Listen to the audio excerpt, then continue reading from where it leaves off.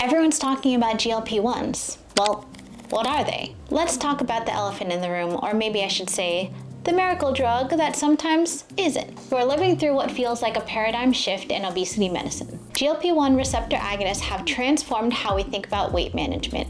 And honestly, the data is incredible. Average weight loss of 15 to 20% with semaglutide, even higher with tirzepatide. Patients are losing weight in ways that we haven't seen with any other medication. But here's what we're also seeing.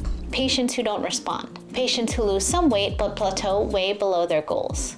And patients who lose weight beautifully and then regain it all. Today, I want to dig into why GLP-1s don't work for everyone, what we're learning about non-responders, and most importantly, what we might be missing when we treat obesity as a purely metabolic problem. Let's start with the numbers, because they're humbling. In the STEP trials for semaglutide, about 86% of patients lost at least 5% of their body weight. That sounds amazing until you flip it, and of that, 14% didn't even hit that modest threshold. And when you look at the 15% weight loss mark, only about half of the patients get there.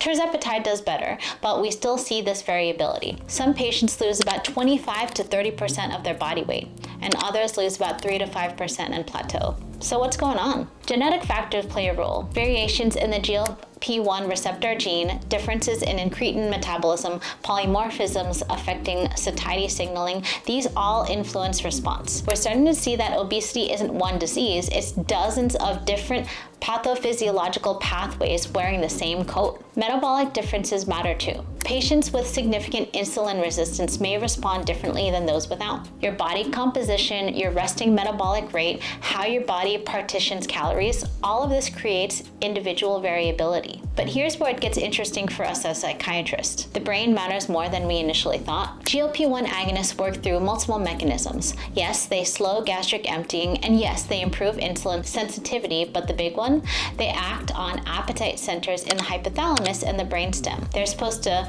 turn down the food noise, that constant mental preoccupation with eating. And for many patients, this is life-changing. They describe finally experiencing what thin people always talk about. Being able to forget about food, to stop eating when feeling satisfied, and to not be driven by constant cravings. But some patients don't get that effect. The food noise persists. The cravings continue.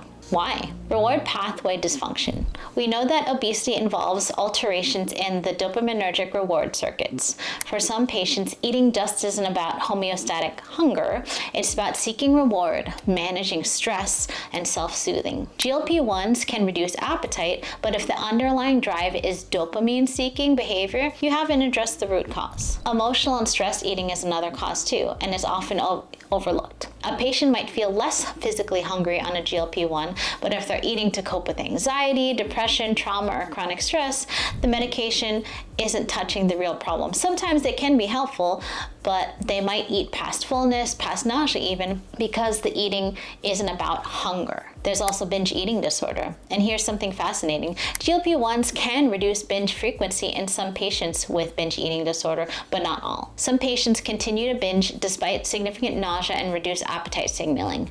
And this tells us that for some people, binge eating is more about compulsion and dysregulation than it is about appetite. And then there's the bigger picture. Adverse childhood experiences, attachment trauma, and food as a primary source of comfort or control. I've had patients who've experienced significant early trauma who don't respond to GLP-1s in the way that you'd expect. When food has been your one reliable source of comfort since age 5, turning down appetite signals doesn't automatically turn down that learned coping mechanism. So let's talk about what everyone else is missing when we rely solely on pharmacotherapy. The environmental piece. You can reduce someone's appetite, but if they're in a food environment that's constantly triggering, highly palatable foods everywhere, food-centric social gatherings, family members who push food and constantly wanting to eat, they're fighting an uphill battle. GLP-1s don't change your environment. And there's also sleep and stress physiology. We know that sleep deprivation drives ghrelin and disrupts leptin and increases cortisol. Chronic stress does the same. I have patients on GLP-1s who are sleeping 4 hours a night and wonder why they're not losing weight. The medication can't overcome persistent cortisol elevation and metabolic dysregulation from chronic stress and sleep. Then there's psychiatric comorbidities, and I should know as a psychiatrist.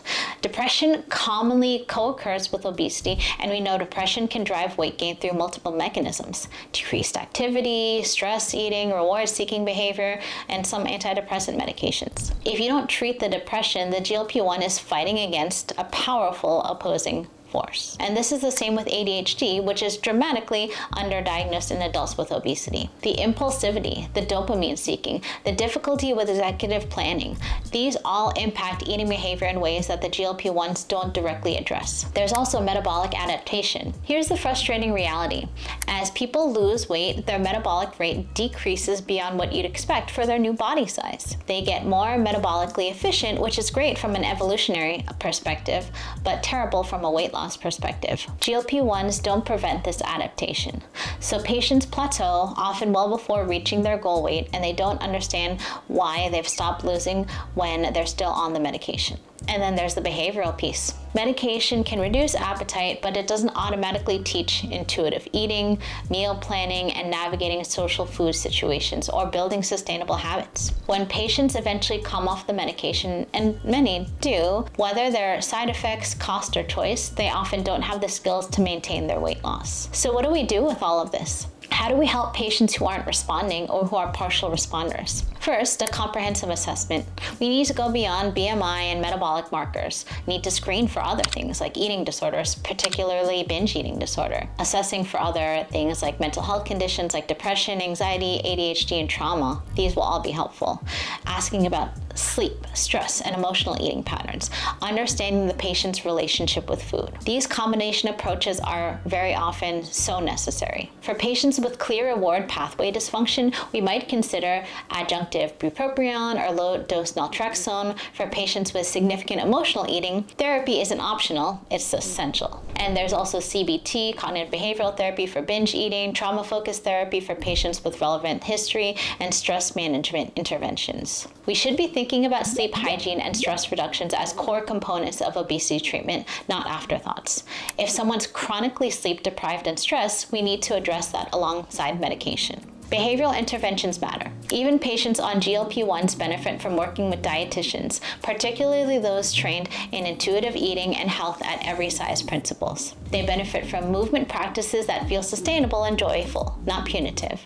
And they benefit from addressing the environmental and social factors that influence their eating. For some patients, the timing matters. Maybe they're not ready for medication because they haven't addressed the underlying psychological factors. Maybe they need therapy first, stabilization of psychiatric comorbidities first, and then medication becomes more effective. And we also need to have honest conversations about maintenance. For many patients, obesity is a chronic disease requiring long-term treatment. Coming off of GLP-1s often leads to weight regain, not because patients failed, but because their underlying biology hasn't changed.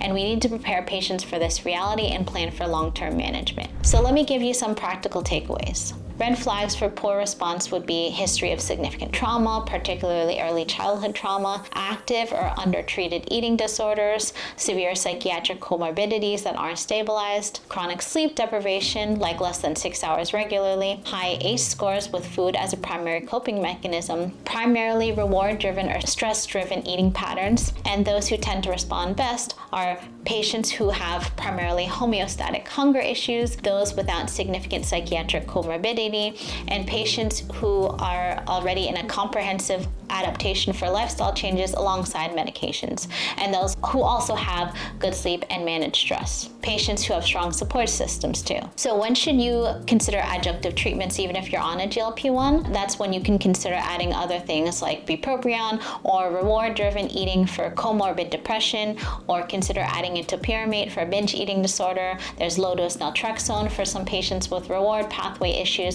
and always consider things like therapy for emotional eating, trauma, or eating disorders. The questions to ask would be, when you eat, is it usually because you're physically hungry or for other reasons? And how would you describe your relationship with food?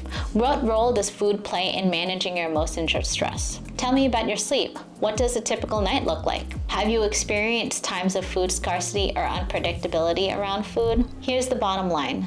GLP-1 receptor agonists are powerful tools, and for many patients, they're genuinely transformative, but they're not magic and they don't work in isolation from the complex biopsychosocial reality of obesity. The patients who don't respond to GLP-1s are often telling us something important, that their obesity isn't primarily a problem of appetite dysregulation. It might be a problem of reward circuitry, of trauma, of chronic stress, of learned coping mechanisms, of psychiatric illness, or some combination of all of the above.